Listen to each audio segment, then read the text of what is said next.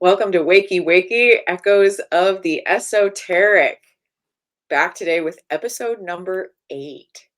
S here, founder and director of the Akashic Kitchen, joined by co-host Jenica Haywood, advanced esoteric student of the Fourth Way.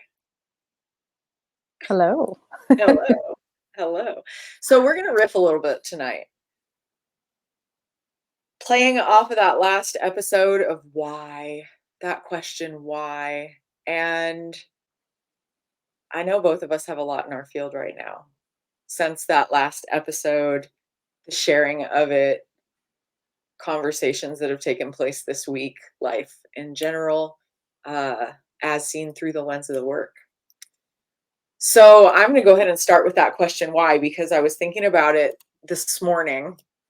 It was big and bold in my awareness, knowing that we're diving in tonight to have this discussion. And that question, why, is also the answer for me. Why? As I sat and really gave this some consideration, some thought. Every question why that I feel I've ever asked at any point in my life regarding spirituality, regarding religion, regarding life in general, relationships, my inner world, my outer world, you name it. Any question of why related to any of those things, I have found answers for through the system of the esoteric. I cannot conceive of a question that could be answered any other way in its highest form. All of the, you turn back around on yourself when you ask a question and you get an answer, and there's always a, but what about? And it answers those too.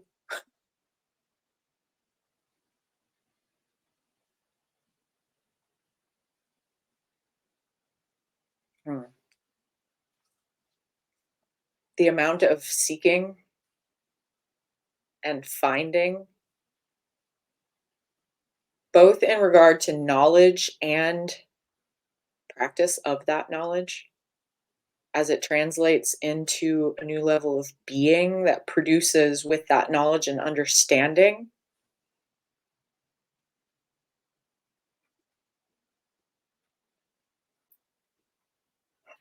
All of it points to what I know through the esoteric as truth. Truth, the answers to those questions, the answers to the why, all bundled up, all put together in a nice, neat package, a cosmology, a psychology that operates under the same laws that govern any person who would ask the question, why? It's so all-inclusive.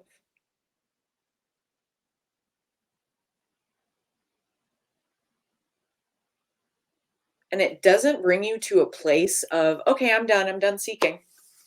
No. Quite the contrary. Because for me, in my experience, and I can use that, like prolific you, when you do this, when you think, when you ask, when I have asked those questions, I have been met throughout my life with resistance in ways I can barely articulate, because it's resistance that comes in a form of an answer that doesn't make sense. To ask a question up until the point of this work, at any point prior in my life, to ask those questions of why, I would always be met with either an, oh, you're not supposed to know. You talked about that. Mm-hmm. And that resonated so deeply. I would either be met with that, oh, we're just not supposed to know that. Oh, that's just part of life. How many times have I heard that phrase? It's just part of life. It's just something you have to accept. It's like algebra. Like, no. The human experience. Yeah. It would either be that, or it would be some eloquently phrased, flowery theology or concept presented as a reason that did not reconcile itself. Because there'd always be a, well, but what about, and either that would be met with another flowery response, or you're just, oh, well, that you're just supposed to know.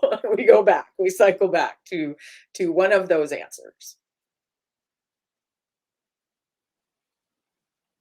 When second level teachings found me, when I reached the point in my life that to seek them was the path taken, to be in a place of being open to them, at that point, man, it's coming home.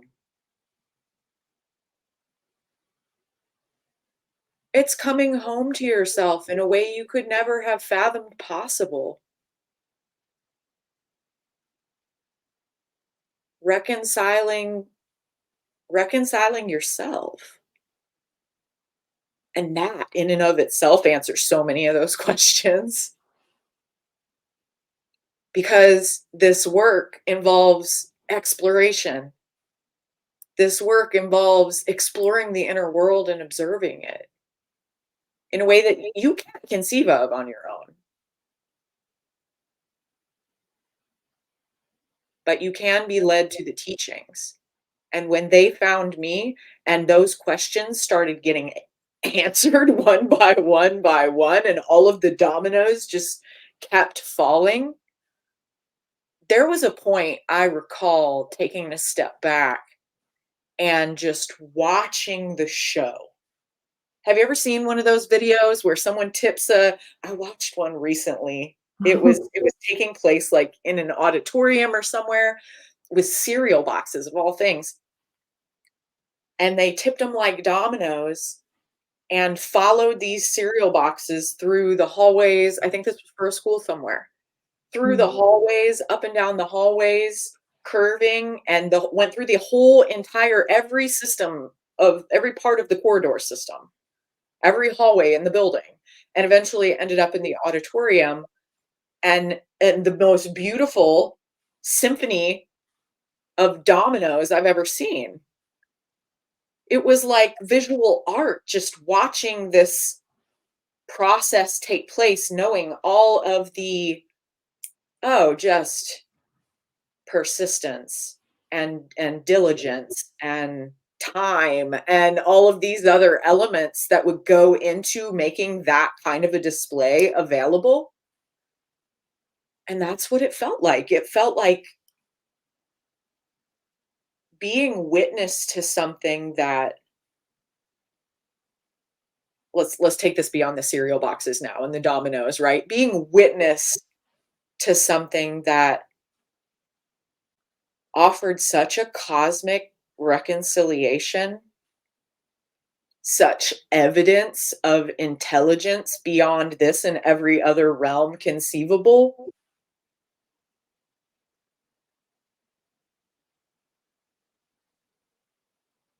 To come into that deeper awareness and understanding of the laws of creation and the way that those laws play in every realm, right down to me, my cells.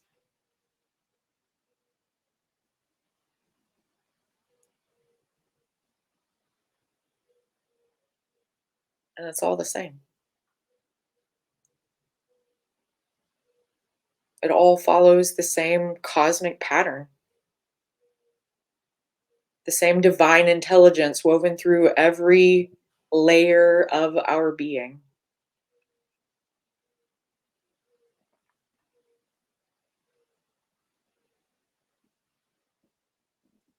And then when that wasn't, I almost said when that wasn't enough, but it's always been enough. When that gave way to more,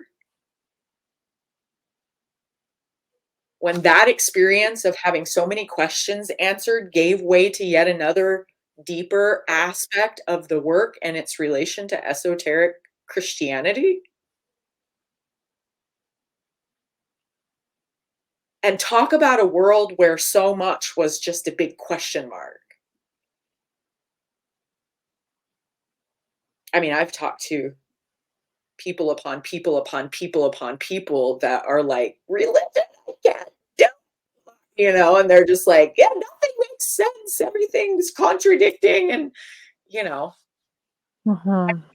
there's few a week at this point in my life that goes by, especially with the push of, like, cipher information and sharing the language of parables and people coming into contact with this, to them, new concept of Jesus' teachings, when really it's not, these teachings don't belong to Jesus. So, let's just make that really clear. We're talking esoteric wisdom. We're talking wisdom that predates Jesus, that he full and well embodied and shared.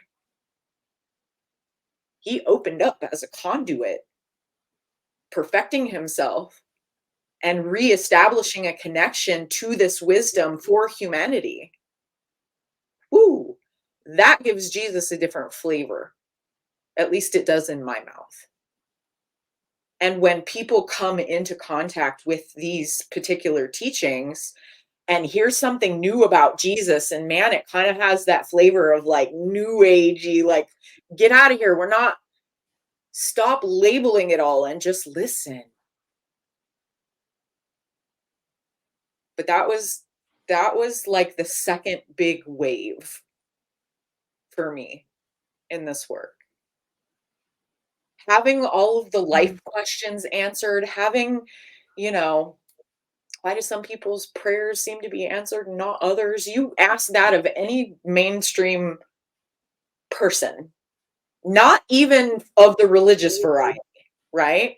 And in any of those camps, it's going to be a question that people dance around, and their perspective of the world and how they see the world and their experience in it, their experience with religion or outside of religion, all of it's going to play into the answer that's given, and no one's going to have the same answer. Yet here we find an esoteric system that can answer that question for you. And it connects to every other aspect of life, of religious teachings, of this theology and that theology, and all of the different flavors of belief and faith, and any number of different things. So why? It's a big why. It's a big why. And if I run it all the way to ground and just answer it simply, it's truth. The highest conceivable truth of the all. God's divine creation, absolutes divine creation. It's beautifully said. Beautifully said. And I honestly do like the whole I love that you bring up the whole domino thing because you're right. Like if you've ever seen an intricate, beautiful artistic design where you've got dominoes going in multiple different directions that then affect other ones that then interweave and intertwine and you don't know what the picture is that's coming up, but that's how I have felt moving through this work, making my way through these teachings and understandings and embodying it piece by piece, as I am able, as I acclimate to it and really understand. It's like another piece of it opens up or it hits another line and it's like, here's another trajectory of thought and wonder, questions, but it's so intriguing that it's less of like these hard questions and more of like, well, then what does that mean for here and what does that mean for there? And it just keeps unfolding. And it's funny in the last episode, I kept thinking like through this work, if you have a question, like when I have a question and I haven't yet received the answer for it, it's only a matter of time. Just like the dominoes, it's only a matter of time. That's a much quicker one Mhm. before it unfolds in this beautiful picture of oh, and there it is. And it tips a whole other next level, next phase. You deepen even more. And it's all pervasive. It affects everything. I mean, just speaking of the laws, like understanding the laws that we live under here on the earth explains so much. So much of the questions that have come from just being here are answered just through the laws and the ray of creation. And that's not even like digging into the work or self-study. It's I don't know. I love how you grounded that into truth because that's what it is. And if you really sit with truth and what that can unveil for you, I guess this is a lot of what I was trying, in a way to express, where it's like it's not just a singular answer for the singular question. It's an answer to all that it encases, not just the one question. It's everything that that question surrounds becomes is unveiled. It's, in this beautiful picture as it all unfolds in front of you, and the dawning of understanding really penetrates your being, and a whole new perspective, a whole new way of understanding life dawns.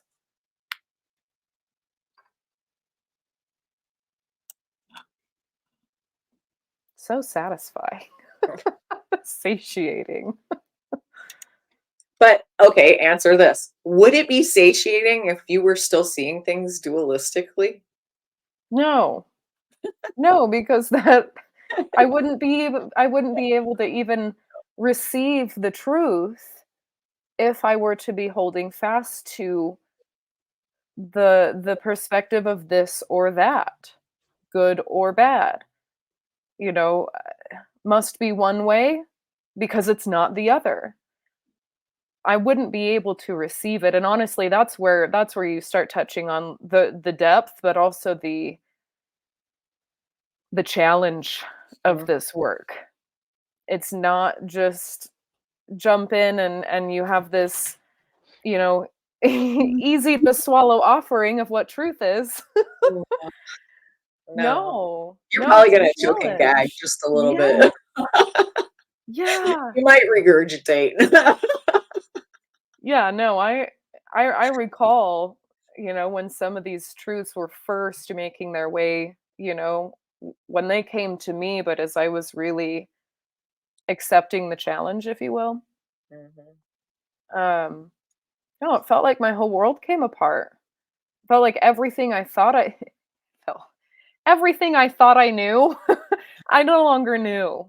Yeah. And that came first. It wasn't, "Here's the answers, now decide which one you want." It was an entire surrender into letting the very foundation of my understanding of everything, Yeah. of life as it is, come apart at the seams and then sit with it, feeling like my feet are on no ground and I don't know which way is up or down, and just really letting that, surrendering to that process.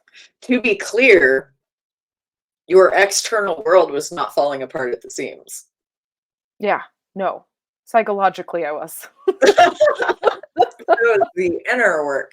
And that's funny because you said that word challenge, and then you used the word surrender, and it's like that's the only way to meet the challenge of entering the mesoteric. You don't get to come in any other way. You have to surrender, which immediately brought up that aspect of, oh man, thou shalt not steal.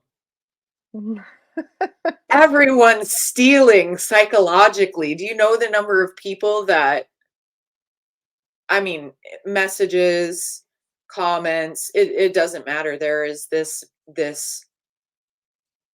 far and wide, I wanna call it a belief. I don't know what else to call it. The belief of understanding the work. Oh, yeah. No, yeah, we've been doing that. I've been doing all that. I've been doing all that inner work. There is no way. There is no way to do it if you believe you've already done it.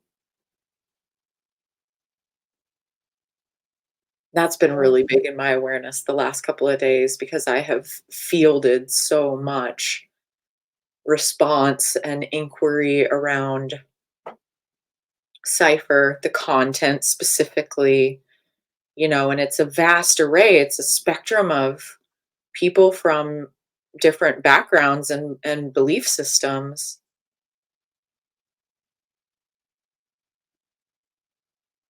That that jump in understanding from the literal to the psychological is just huge.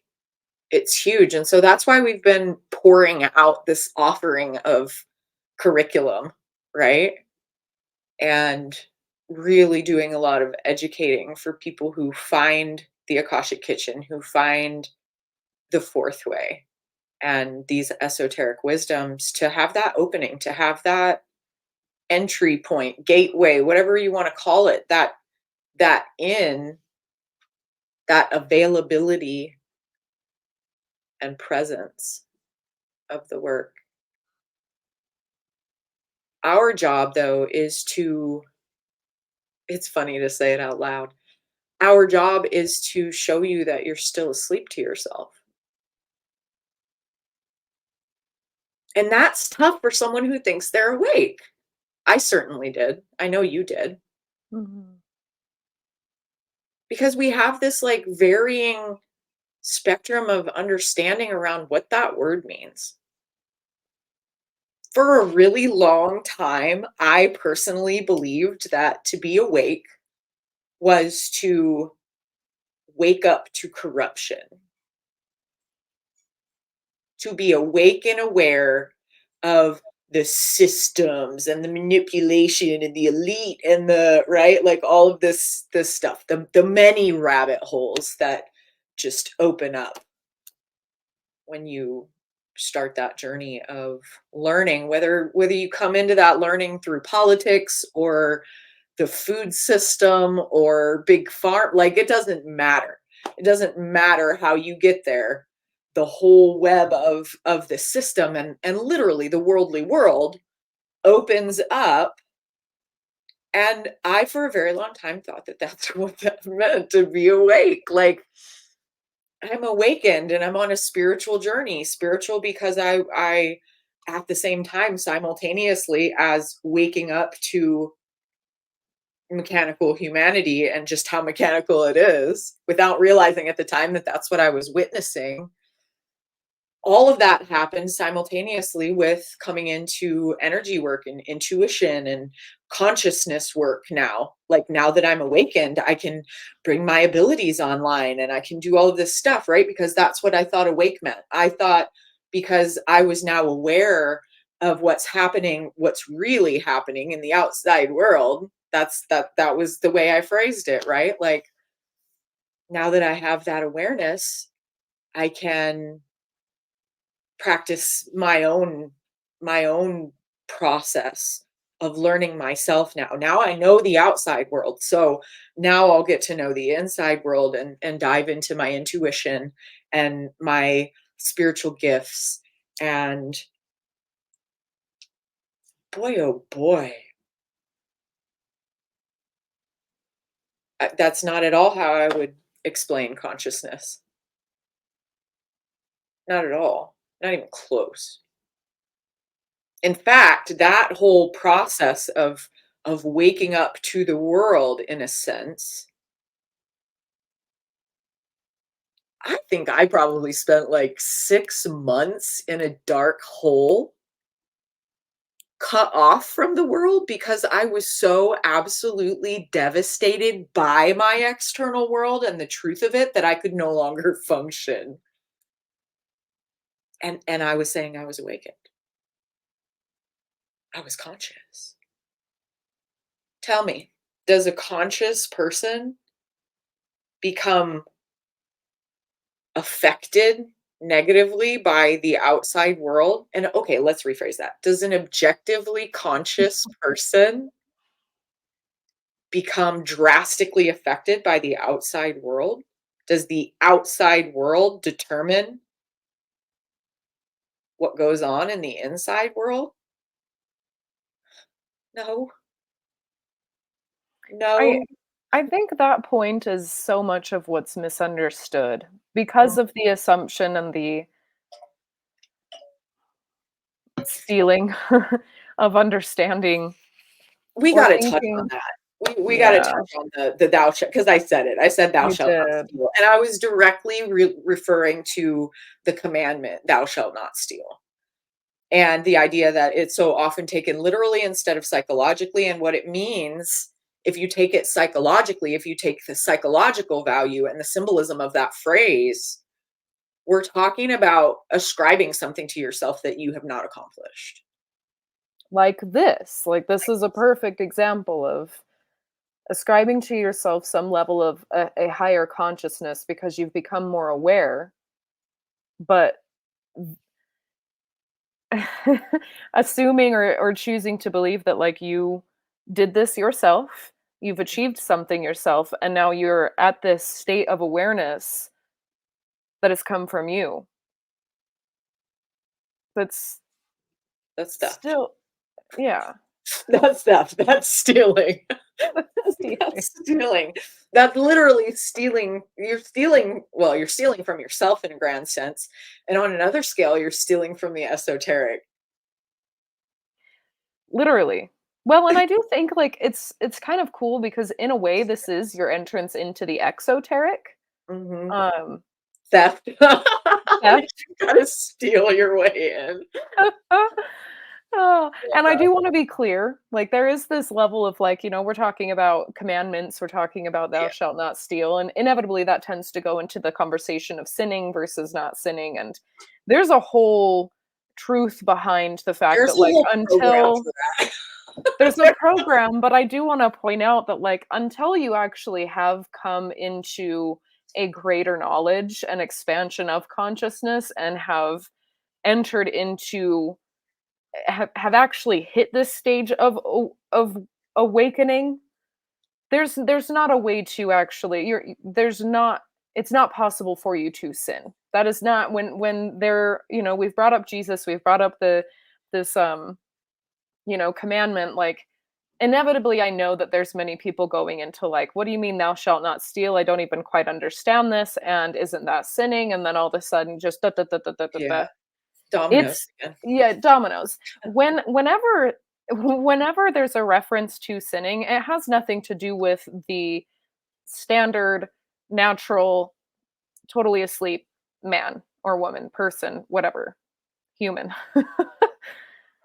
There's not a way to do it because there's no way that you would know that that's what you're doing. That's entirely what false personality is made up of. This is what we take on as our outside influences. And then we have these massive experiences of, coming into the knowledge of corruption, coming into the knowledge of the deeper workings of what reality, what our world is made up of. But I just wanted to kind of like Yeah. slide that in there in the sense of like, this is not understanding what it is that you are stealing and how is a part of this work. Becoming aware of the truth in that is a part of this work. And until that happens, there's honestly no way to avoid it. You're going to do it. You're going to ascribe things to yourself.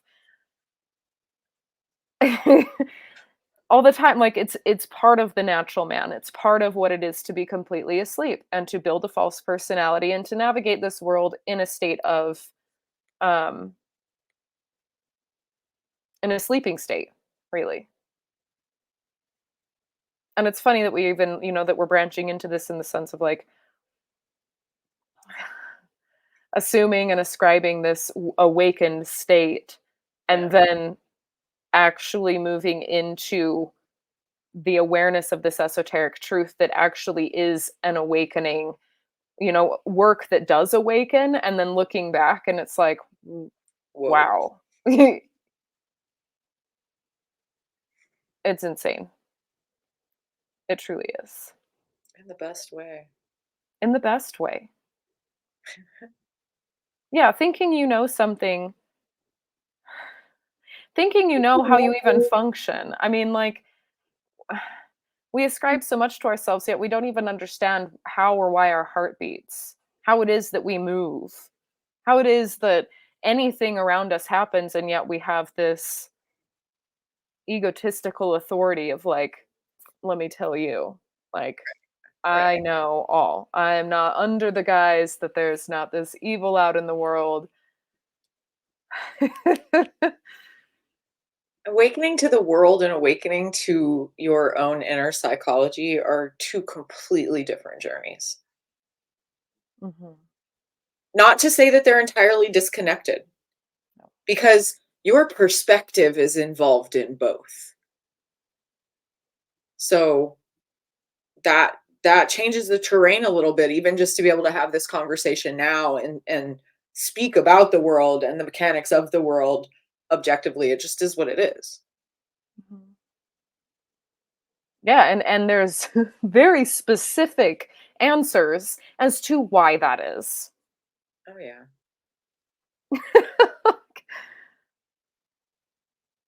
I love I love thinking about this in the sense of perspective because when, everybody there's such a draw towards consciousness, towards Mhm. awakening, towards, this spiritual movement of ascending and awakening. And it's a little wild because if you were to sit back and look at it and really think about the role that perspective plays in consciousness, you would quickly understand that with a limited perspective comes limited consciousness. Like, they they ebb and flow together. Without perspective, without expanding your perspective, you can't have greater consciousness. And in awakening to, or in recognizing more of what takes place in our external reality, different drives, different agendas, if you will, different levels and layers to it, that opens your perspective, which is great. It opens your perspective to much, much more. But there's yet another perspective shift beyond that that has to take place if you're going to actually step into the journey of consciousness, that many people won't take and don't take because there's that interesting catch of, like, well, now I see it, now I'm awakened, I know this, and then we really anchor into that thou shalt not steal, that stealing of understanding and thinking that we've got it all down because we see just a little bit more of what's going on. And yet all of the whys are still unanswered. There's still not a why this is the case. We found out that there is more behind the scenes that go on, but that big question of, like, why is that the case? Why is there, this, you take any of the subjects that you just mentioned, pharmaceuticals, governmental, let's talk about, again, the religious background of ritual abuse, and even just different parts of the world that essentially are the labor to what we see in our day to day over here in America. Like, whatever it still doesn't answer any questions. It's just a little bit of a perspective shift. Entering into this work is a big perspective shift, and it does begin to answer why that is the case. Not just that it is the case, but why.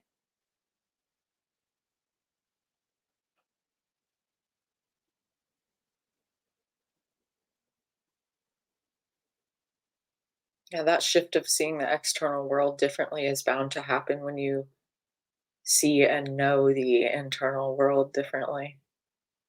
Mm. Yeah, and make that jump out of dualism and And into the the ascending grander and the self. elevated consciousness and all of that that you spoke to,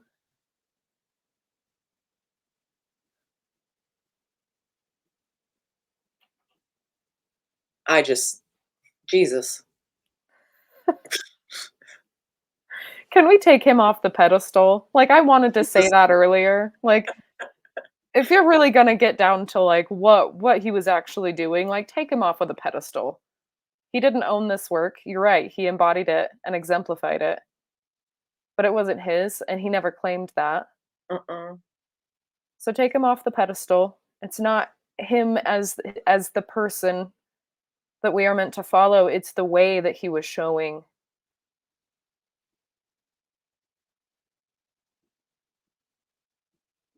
The I mean, work. I just can't because I feel like I tripped and fell face first right back into the gospels. Like I I know.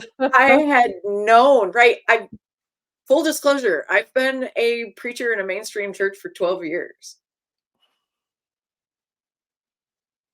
Put that in your pipe and smoke it. Seriously. Get the fuck out of here. You want to talk to me about Jesus? I got your Jesus. And also, like, and also this whole aspect to his teachings, the teachings he embodied. Let's rephrase it. The teachings he embodied, the way he showed that whole higher understanding of what he was really saying, the directives that he was really giving, what it all meant in a higher sense. And man, I followed those breadcrumbs right back to the Council of Nicaea and came to this mass understanding that they probably, it's likely, did not know what they were compiling, what was being put in, what was being left out. But the gospel writers, those were mystery school teachers. Convince me otherwise. I dare you, go ahead. If you're asking me, I cannot. She's like, I can't do that. I'm sorry. No, and this No. this truth, this let's be clear, this higher order of truth. And we're not talking literal meaning. If you want to have a conversation about the literal Bible, you're gonna have to have another venue for that. We're gonna have to direct you someplace else where that's more relevant. I'm not gonna say it's not relevant because it very much is. We've got to come to that first layer or first level. We have to desire to seek more. And we do arrive there first. We arrive at the literal meaning first. But if we're satisfied by that and willing to stay, that's again, that conversation is gonna take place someplace else.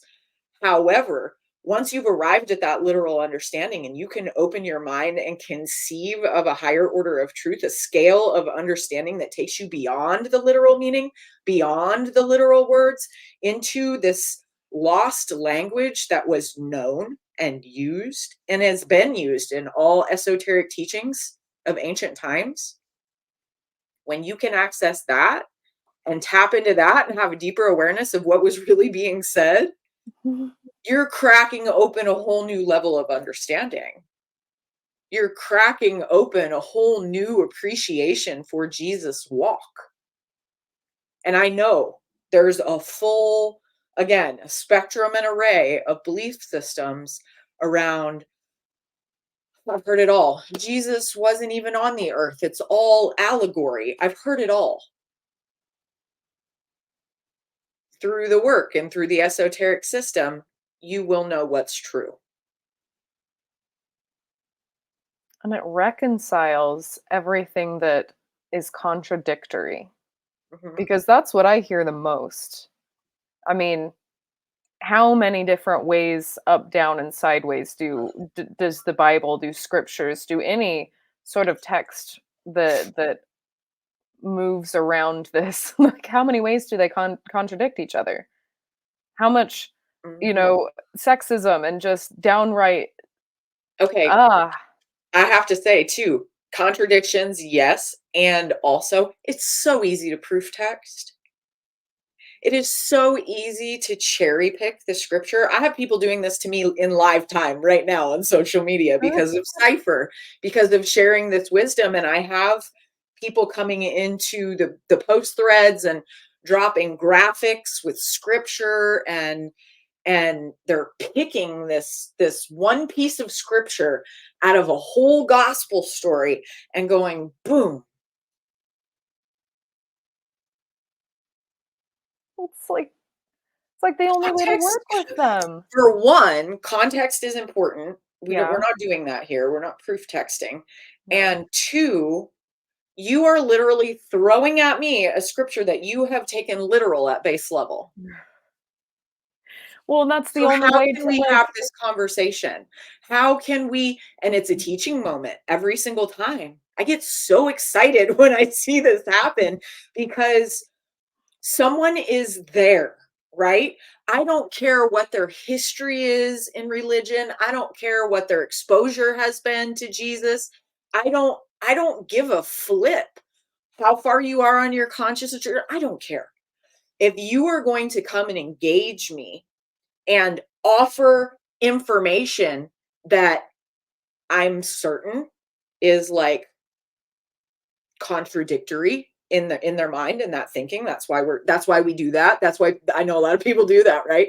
I don't have anything smart enough to say I'm just going to put this graphic, I'm like I don't have any original thoughts of my own, but I do have a graphic that I I can can proof share. text from the book and use it like a sword, right? Because it gives all these flowery words, and it has to do with, oh, what was the one from today?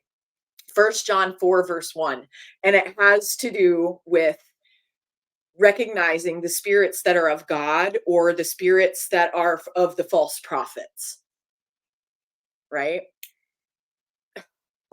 Sign up for Cypher. This is a whole teaching. Like, That's what that seriously, is. essentially what the scripture is referring to is that back and forth in the internal world between higher consciousness and lower consciousness. Okay, that's what this amounts to. But to have that conversation with someone who has proof texted and thrown scripture at you that talks about, you know, be sure of what spirits are of God and what spirits aren't of God, and it's talking about false prophets in the world. And my post from the day did not have anything to do with any of that content. Now I'm to assume, right, that you're berating me very passively and calling me a false prophet. We don't understand the scripture, and that's okay. That's why I get excited for the teaching moments, because it is such a big one. Especially, it's happened time and again where it'll be it'll be the same individual following multiple posts, and there's more proof texting, or there's questions. There's a flat out question of like, what does this mean? That can't be real, but what does it mean? And you know what? I absolutely love it, invite it, and encourage it, because I will have the conversation every single time. I will hold the door open and have the conversation every single time and use it as a teaching moment to bring in more information. If it's alive in your field and this is what you're showing me, you think you know, and you've come here to my page to go, this is real, and what you're saying is not. You're still on my page and you're still engaging me and you're still sharing data with me. And there is an opportunity here for exchange that is called into my awareness. It's like present with me. It's important for one of us, whether it has to do with me and my ability to embody the work and continue the teaching from a place of non-partiality around what other people think, right? Come on. A year ago, 18 months ago, I would not have been able to handle this. Would you have I also cherry-picked back? Oh, probably. Probably because I wouldn't have had the awareness of the language of parables. I would not have had the awareness of that higher order of truth through the symbology of Jesus' enactment of his life, the teachings themselves. It's present in every layer.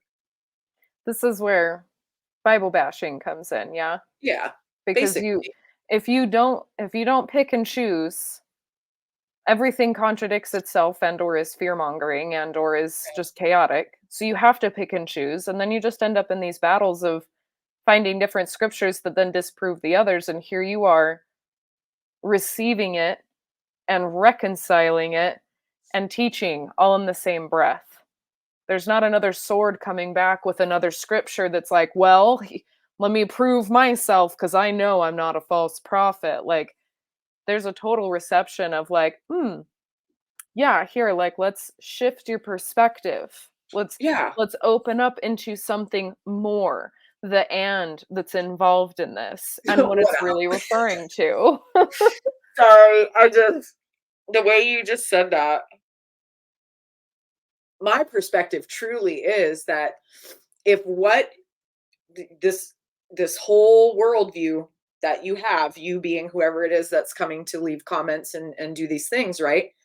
The whole worldview that you have, I acknowledge as true for you. So I also acknowledge that it may be true for you that I am your false prophet, that I am pushing buttons for you in a way that you need me to right now. Mhm.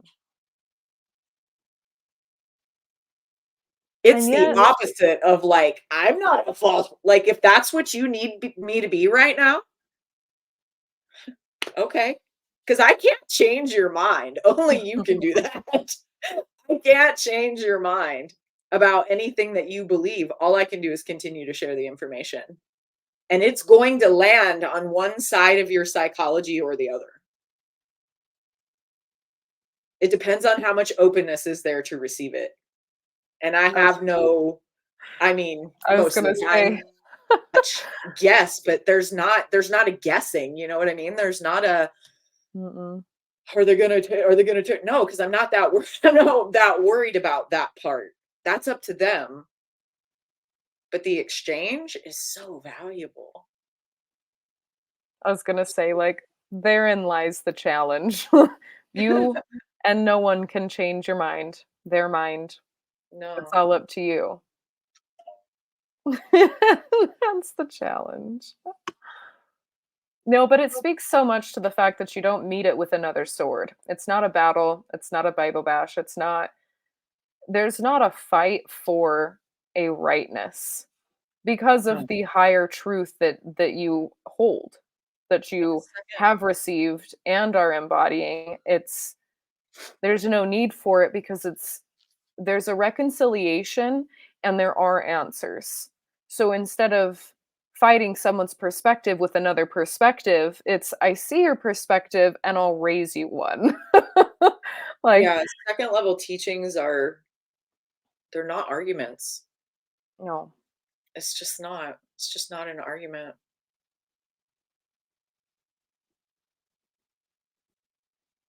no, it's brilliant. It's absolutely brilliant. And it's clear why it's so misunderstood. Why taking these, biblical verses or understandings at face value at their first literal understanding just creates more questions, more chaos, more fight, more whys. And in entering into, a container like cipher, which, is literally piecing apart the parables and what the higher meaning of it is, not the literal meaning, can open up an entirely new understanding that does offer many answers and much wisdom and something that is not widely known, talked about, or even accessible. And I adore it. It's so fun to apply this lens of the esoteric to Bible verses, to specific, parables and stories. I mean, this lens is, again, it's all pervasive. It has to do with everything. But God, what a blast to put it directly onto scripture. I feel like I've fallen face first back into it too after I threw it out the window decades ago. I felt Oh. that little bit of identification come in the very beginning, in the very start of my awareness that this work was pointing back to that, back to scripture and the gospels and the Bible. And I can remember at that point, for me, that was about, it might have been as much as a year ago to have started seeing the references to what I was understanding as esoteric Christianity, right? And at that point, roughly a year ago, I remember bits of identification coming back in and going, "No, I can't. No, nope. We're not gonna connect all of this to Jesus. People aren't gonna wanna, there's people that are gonna be repelled from it, and there's people that are gonna be like, that's exactly what I want, more Jesus, and then they're gonna get mad because it's not what they thought it was. There's gonna be this spectrum, and it's so funny because through the esoteric lens, through the lens of objective consciousness, you just know that's gonna be true anyway. White cat, black cat. You are going to have 50% of people love it and 50% of people hate it, and everything in between, all shades and colors. And there's absolutely nothing you can do about that. There isn't anything to do about that. That just is. It just is the nature of the way we operate. We could put a period after nature. That just is nature. That just is life, That's right? law. Completely different. Yes, completely different from the lens of the work and seeing things as they are. You can either be stuck in that dualistic frame of like, oh my God, everybody's gonna hate it. Everybody loves it. Like, you can stay there, or you can step back into your knowing and invite all responses, invite all feedback, all data. Is it really about whether everyone loves it or hates it? No, because there's going to be both, no matter which way you shake it.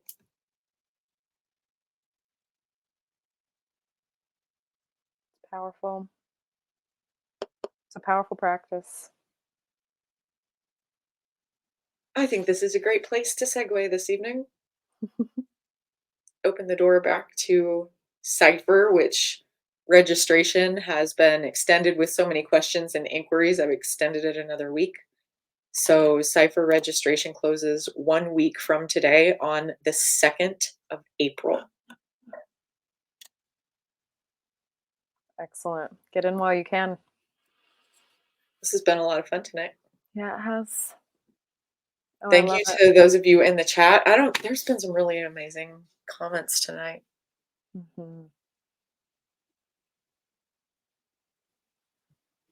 The one in particular caught me about this work having an effect on the approach to the outside world, like in social media posts and things, sharing of content. Mm. Informative for sure. This work Yeah, informs everything, it's every aspect of life. it's amazing how differently you engage to each aspect of life Yeah, through, yeah, as you practice yeah. this work. So come join us. We'll Yeah. drop some links in the chat and open that door again. Swing the door open for anyone who is seeking or even just has been lurking, right? And on the fence.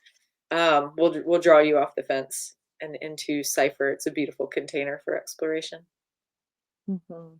Thank you, See you Jen. there. Thanks. Thank So you. great. Thank you. We'll see you guys again next week.